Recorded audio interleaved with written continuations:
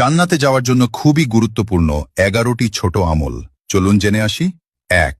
প্রত্যেক অজুর পর কালেমা শাহাদত পাঠ করুন।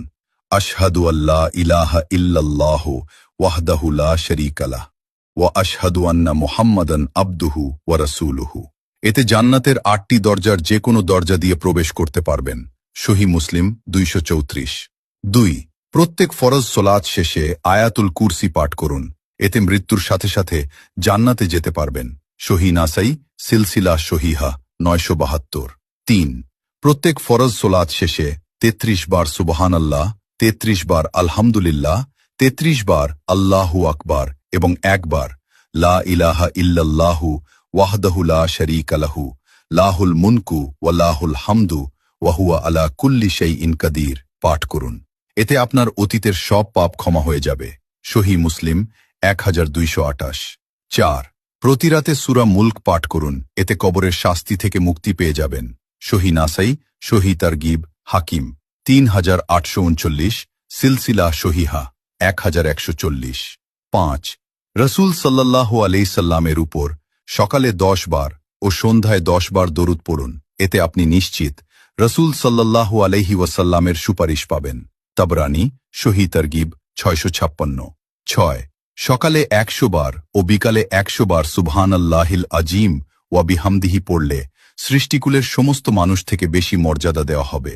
সহিহ আবু দাউদ 5091।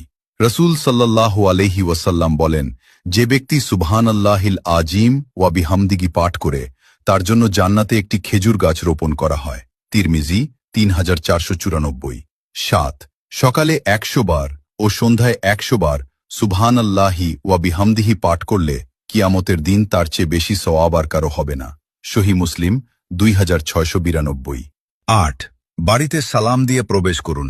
এতে আল্লাহ তাআলা নিজ জিম্মাদারি যে আপনাকে জান্নাতে প্রবেশ করাবেন।